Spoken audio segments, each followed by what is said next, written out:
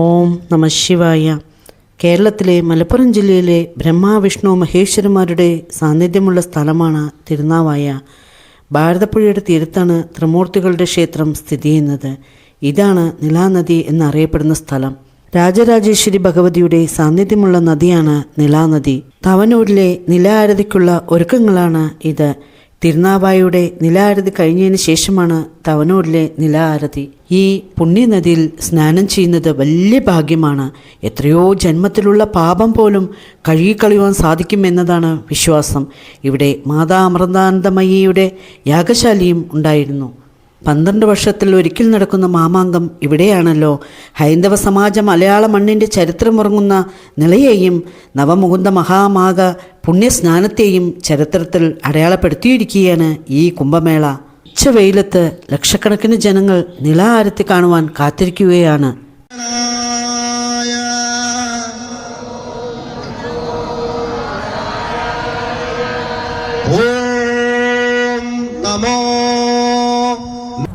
ഓം നമഃ ശിവായ.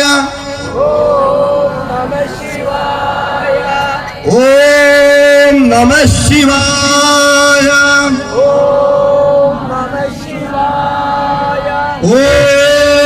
നമഃ ശിവായ. എന്താ ഒരു ജനക്കൂട്ടമാണെന്നറിയോ. 271 വർഷത്തിന് ശേഷമാണത്രേ ഈ നിലാരത്തി സ്റ്റാർട്ടായിരിക്കുന്നത്. ഇതൊക്കെ കാണാൻ കിട്ടുന്നത് വലിയ ഭാഗ്യമാണ്.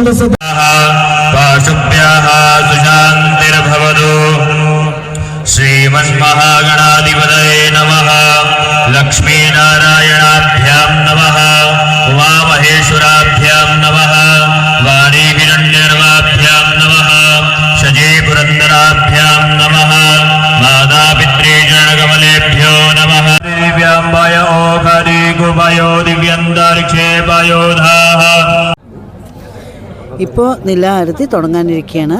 ടൈം വന്നിട്ട് 6:30 ആയി. ഇപ്പോൾ സ്റ്റാർട്ടാക്കും. പ്രിയപ്പെട്ടവരുടെ അസ്ഥി നിമഞ്ജനം ചെയ്ത് മടങ്ങുന്നവരുടെ കണ്ണീരൊപ്പി മനമടുത്ത നില ഇപ്പോൾ നിർവൃതിയുടെ കൊടുമുടിയിൽ എത്തി നിൽക്കുകയാണ്.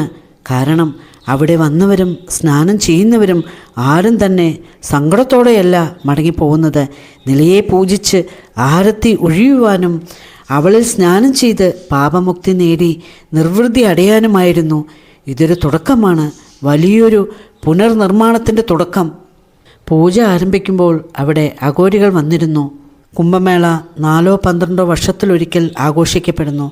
പ്രയാഗ്രാജ്, ഹരിദ്വാർ, നാസിക്, ഉജ്ജയിൻ എന്നീ 4 സ്ഥലങ്ങളിൽ വ്യത്യസ്ത സമയ ഇടവേളകളിലാണ് ഇവ നടക്കുന്നത്. കുംഭമേള 1 മാസം മുതൽ 3 മാസം വരെ നീണ്ടു നിൽക്കും. ദശലക്ഷക്കണക്കിന് ആളുകളെ ഈ ഉത്സവം ആകർഷിക്കുന്നു. നദിയോടും സാംസ്കാരിക നവീകരണത്തോടുമുള്ള ആരാധനയെ പ്രതീകപ്പെടുത്തുന്ന വിശ്വാസം പ്രകൃതിയുമായി ലയിക്കുന്ന ഒരു ശാന്തമായ നിമിഷമായി ഇതിനെ വിശേഷിപ്പിക്കുന്നു. ആരത്തിയുടെ ഈ പ്രത്യേക രൂപം കേരളത്തിൻ്റെ ആചാരപരമായ ഭൂപ്രകൃതിയുടെ ഒരു ആധുനിക കൂട്ടിച്ചേർക്കലാണെങ്കിലും അത് നിലാനദിയുടെ തടത്തിൻ്റെ പുരാതന സാംസ്കാരിക പാരമ്പര്യങ്ങളിൽ ആഴത്തിൽ ഉൾച്ചേർത്തിരിക്കുന്നു. കുംഭമേള ആത്മീയതയും ഐക്യവും സംസ്കാരവും വളർത്തുന്ന മഹാസംഗമമാണ് ഇത്. ഫെബ്രുവരി 3 വരെയാണ് ഉള്ളത്. ഇത് കാണുവാൻ വലിയൊരു അനുഗ്രഹവും അനുഭവവുമാണ്. ഈ ജന്മം ഈ ഒരു അനുഭവം ഇനി കിട്ടുമോ എന്ന് അറിയില്ല. നവമുകുന്ദ ക്ഷേത്രത്തിൻ്റെ പരിസരത്തും ലക്ഷക്കണക്കിന് ജനങ്ങളാണ് നില ആരതി കാണുവാൻ ഉണ്ടായിരുന്നത്. കാണുവാൻ താല്പര്യമുള്ളവർ ഫെബ്രുവരി 3 ഉള്ളിൽ പോവാൻ ശ്രമിക്കുക. ഇനി നമ്മുടെ കേരള മണ്ണിൽ എപ്പോഴാണ് നടക്കുന്നത് എന്ന് അറിയില്ല. ഞങ്ങൾ പോയ ദിവസം തിരക്ക് നിയന്ത്രിക്കുവാൻ സാധിക്കാത്തതുകൊണ്ട് നില ആരതിയുടെ തീരത്തു നിന്ന് നവമുകുന്ദ ക്ഷേത്രത്തിലേക്കുള്ള വഴി 4 മണി മുതൽ നിർത്തിവെച്ചിരുന്നു.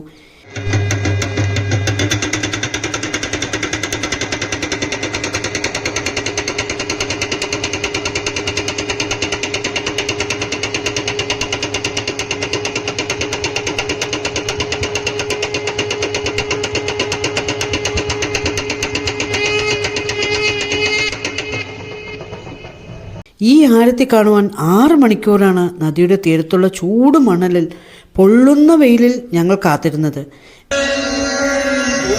गोवर्धननाथ की जय, राजा रामचंद्र की जय, बाबा विश्वनाथ की जय, अन्नपूर्णा माता की जय, लक्ष्मी माता की जय, सरस्वती माता की जय, शीतला माता की जय, ब्रह्म स्वरूप श्री सत्य साई बाबा की जय, परमहंस देव सद्गुरु श्री बापूजी महाराज की जय, श्री श्री शोभा माता की जय, समस्त देवी देवताओं की जय, समस्त संत महात्मा ऋषियों की जय, नमः पार्वती पते हर हर महादेव.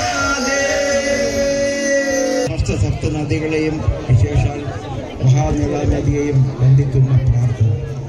ഓം ഗംഗാമയ്യ കി ഓം സരസ്വതി മയ്യ കി ഓം ഗോദാവരി മയ്യ കി ഓം യമുന മയ്യ കി ഓം കാവേരി മയ്യ കി. നില ആരത്തി ഒരു ആരാധന മാത്രമല്ല, നദിയോടുള്ള നന്ദിയും ആദരവും പ്രകടിപ്പിക്കുന്ന ആത്മീയ അനുഭവമാണ്. ഓം നമോ നാരായണായ. ഹരഹര മഹാദേവ.